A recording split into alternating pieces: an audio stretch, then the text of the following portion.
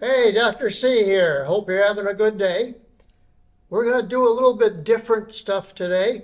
I'm going to talk first about gait, how you walk. And then we're going to talk a little bit about the different things that happen with your posture as you age. And of course, we'll talk about gait as you age and the problems with gait as you age as well. Now, chances are your doctor has probably not even asked you to walk when you go in for your physical examination, because that takes a few minutes of his time and he doesn't want to spend that time doing that. That's even if you see a doctor, but that's interesting with the telehealth with that now too. But no, I'm going off on a tangent again. So what do we look for when someone is walking and what happens as we age? Okay, the first thing we look at is how fast you walk, the velocity. How fast do you walk? Normally, we'll walk, a good pace would be about, say, 3 miles an hour, that type of thing. So that's average speed. How many steps do we take per minute? Normally around 90 to 100 steps a minute.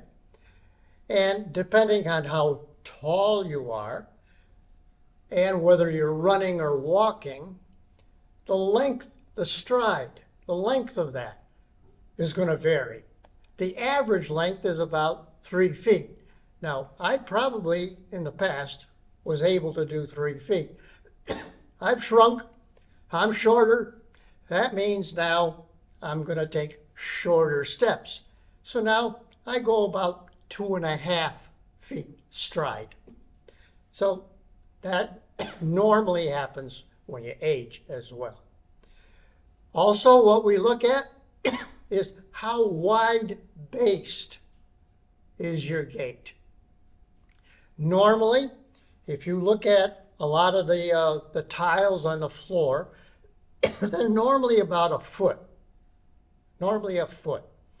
That is generally the maximum where the two legs are going about a foot apart, taking your stride. If you go beyond that, it is now a wide-based gait. Wide-based gait stabilizes you some because now you're not as tipsy one way or the other.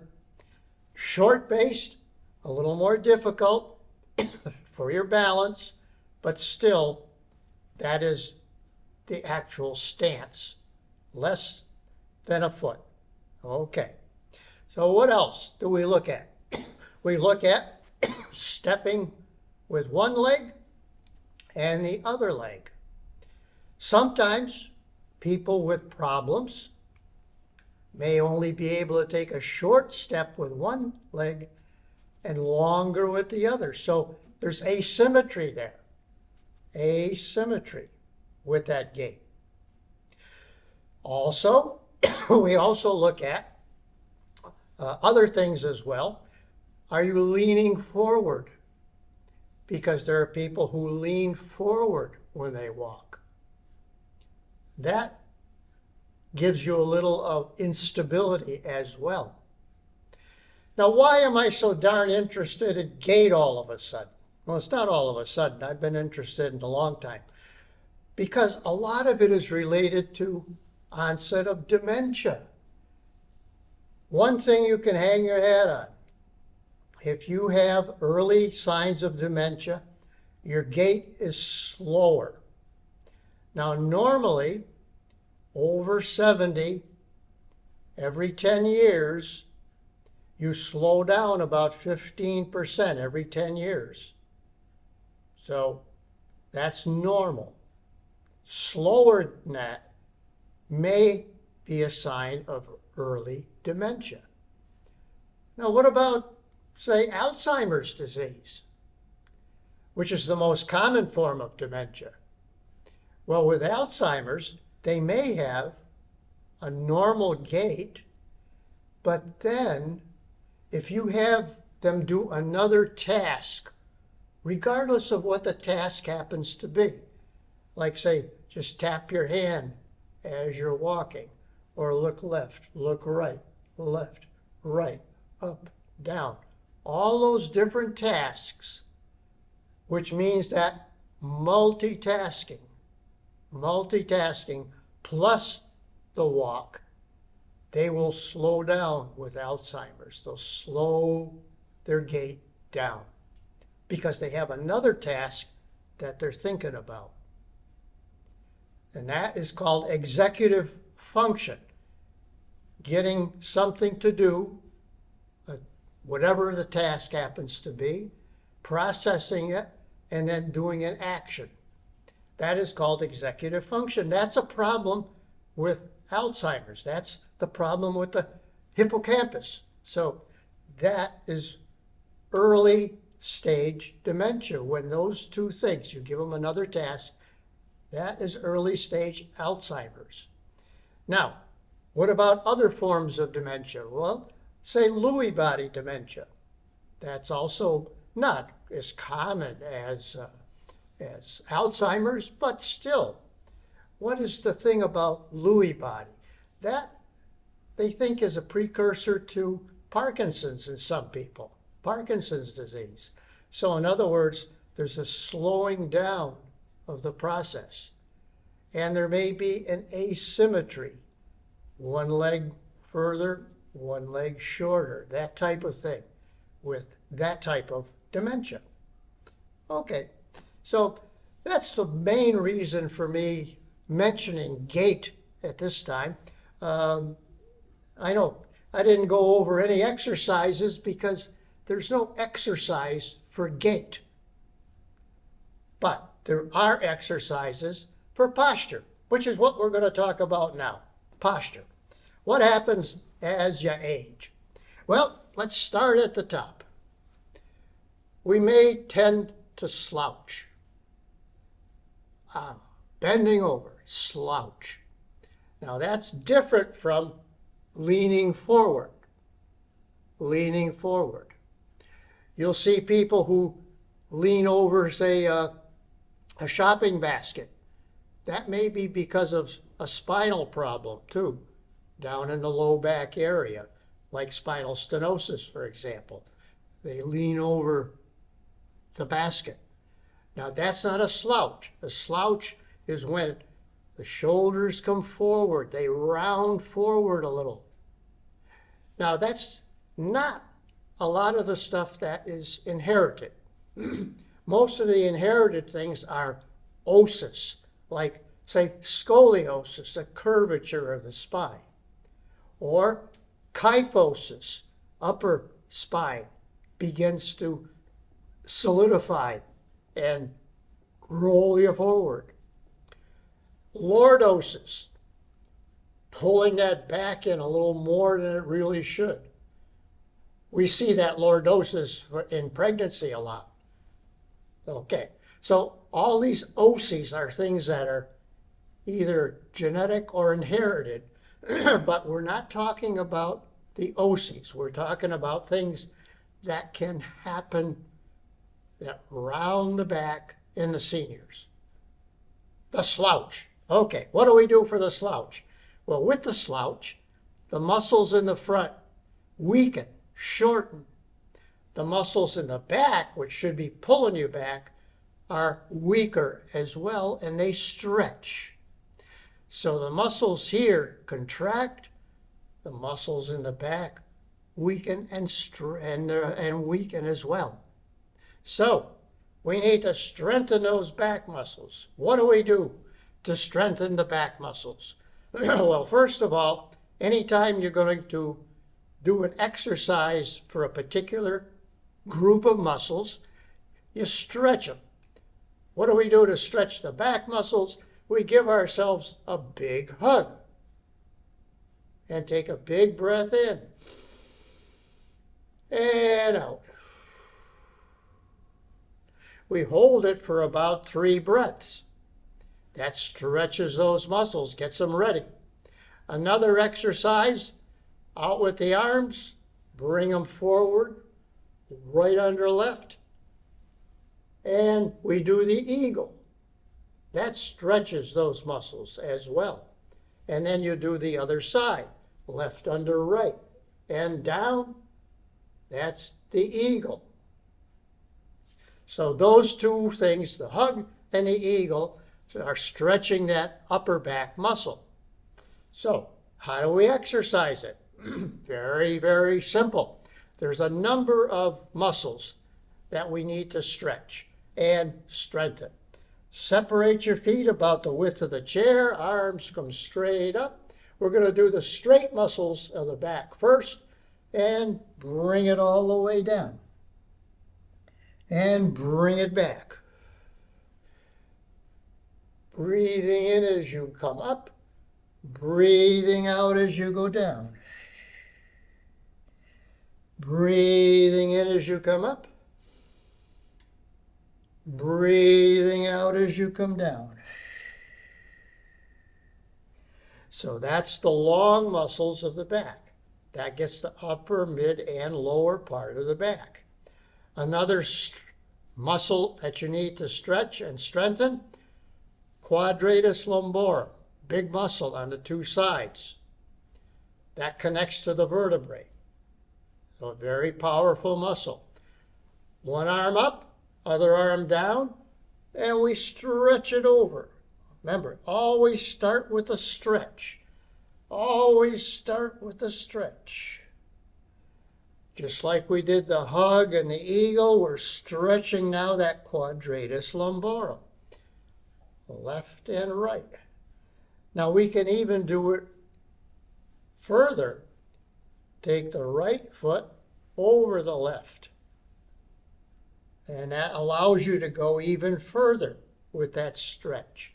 And then left over right and stretch. That's the quadratus lumborum you just stretched. So what do we do now to strengthen those? Well, first of all, the ones in the middle and all, we have to do something on the floor to strengthen those muscles. But what we can do, simple, and I'm going to go to the side to show you, we can do a simple thing like touching chin to chest and rounding the back. And then pulling it in. They call this a cat dog. Cat, dog. One more. Cat, dog. Okay, what else can we do? Turn back again.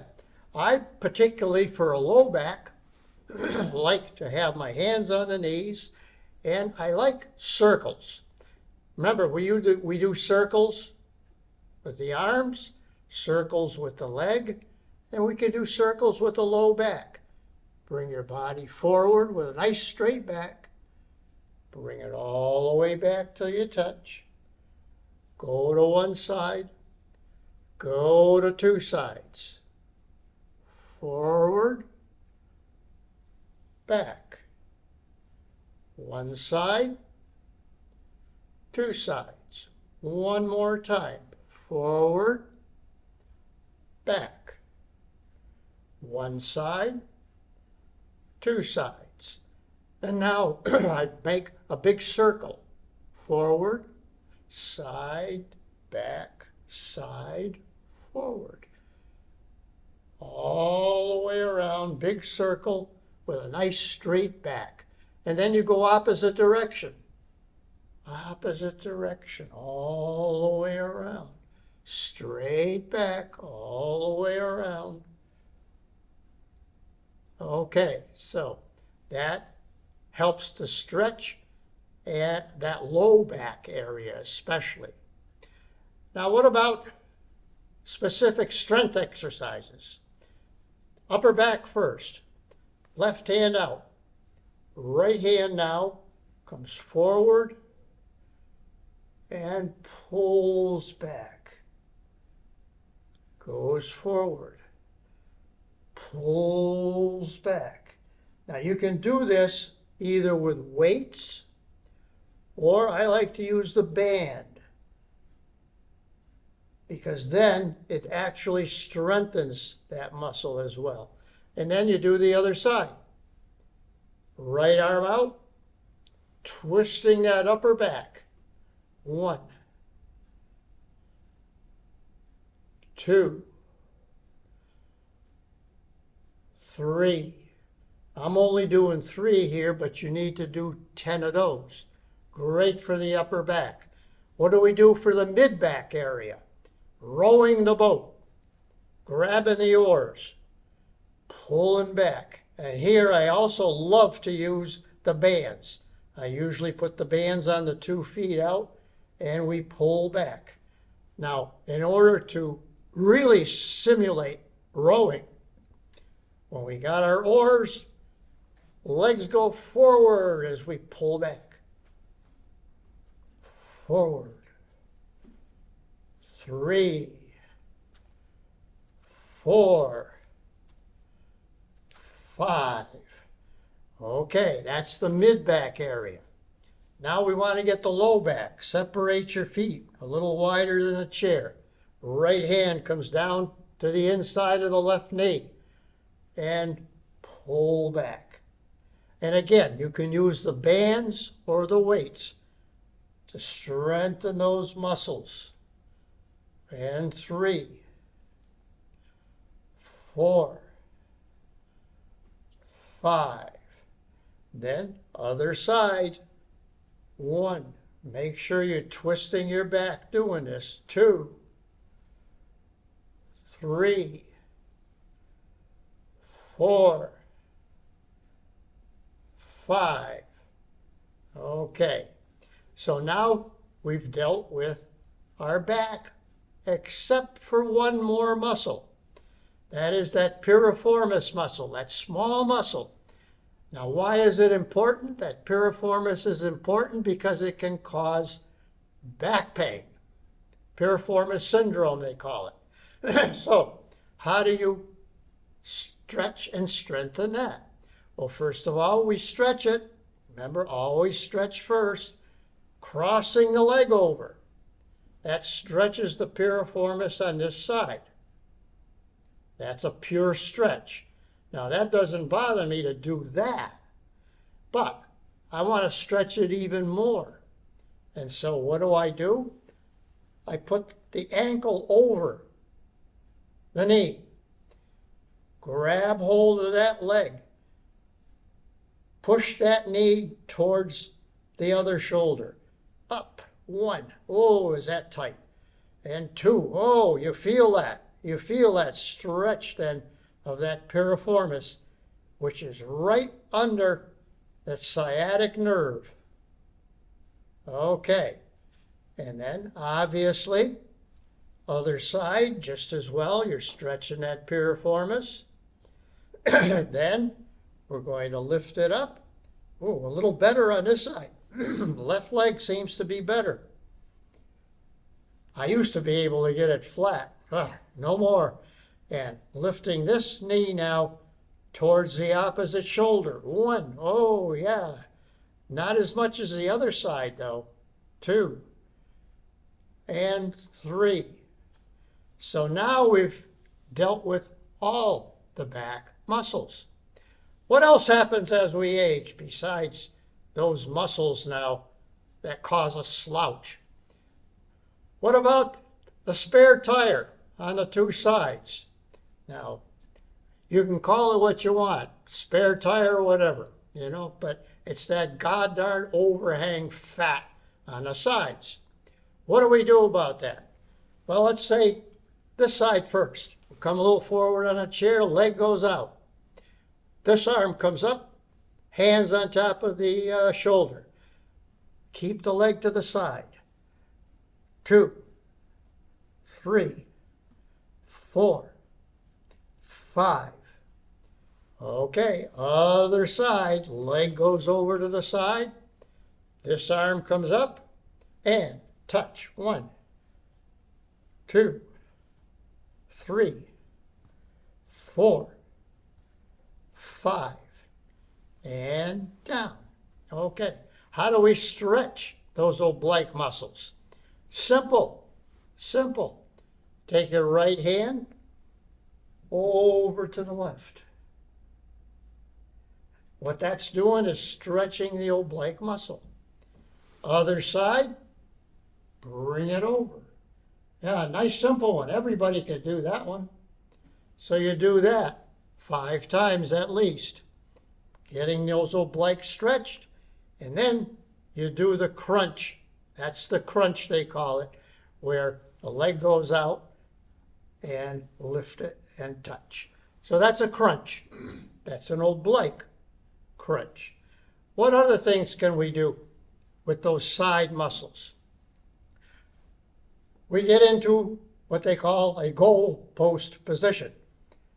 And raise it up, raise it down, up, down, up, down, up, down. One more, up and down.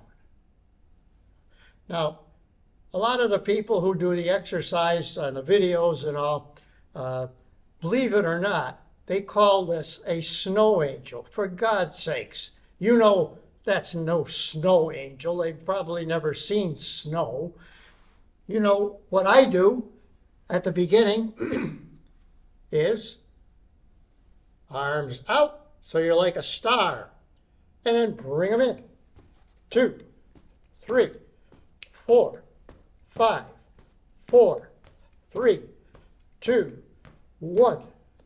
Okay, that is not a snow angel either, obviously, but neither is this, obviously. So, at any rate, what else can we do now? What other problems do we have besides the overhang? You can get an overhang here, too, under the arm. Well, what do we do for that? Well, you've got several muscles to think about. You have a biceps, triceps, deltoid muscle.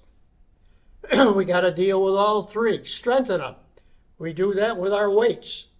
Or you can use the band again. I love the band for these.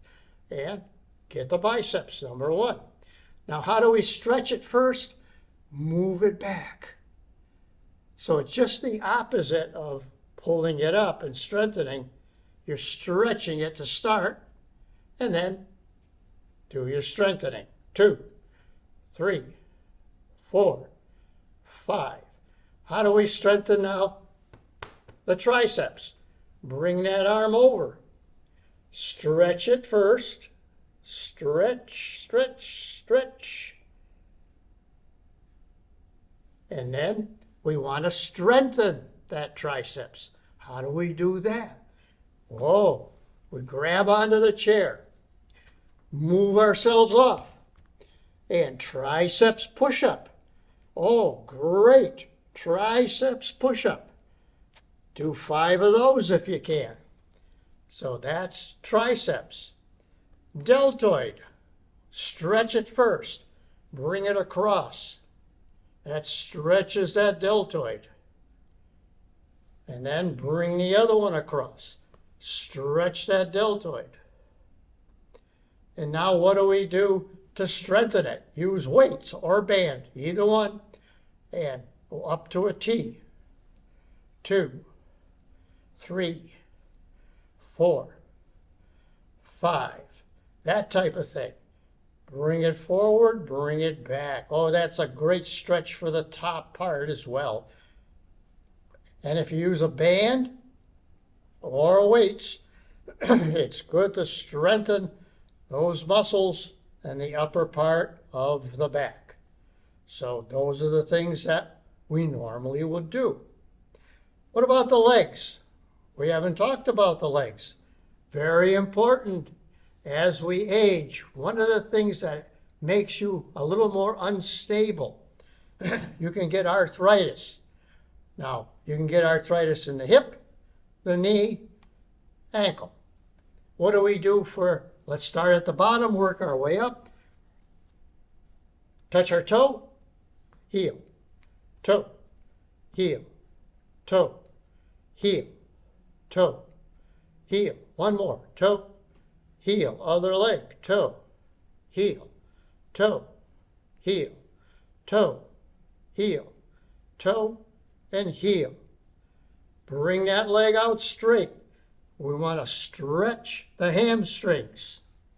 Stretch those hamstrings. Put a hand on the knee if you have to get them stretched. And then let's move that leg. We're going to toe in, toe out, in, out, in, out, in, and out. Now, over to the inside of the foot, outside of the foot. Here you're moving the ankle. Inside, outside. Inside, outside. Other foot now. Other foot goes out. Let's go in and out. In, out, in, out, in, out. And then inside, outside. Inside, outside. Inside, outside. Inside and outside. How do we get our hips now? Well, raising those legs up. That'll help to strengthen those quads. Remember, first, we got to stretch them. So you come to one side, stretch the leg back. That stretches that quad. Same with the other side. You get it on the other side, bring it back. Then lift those legs up. Now, there are several things you can do with the legs up. You can move them side to side. That way you get muscles on the two sides. Just like that. You can go up and down. Or you can go over like that. So there's several different exercises for all the muscles at the beginning or at or near the hip. Okay. I did it very quickly for you.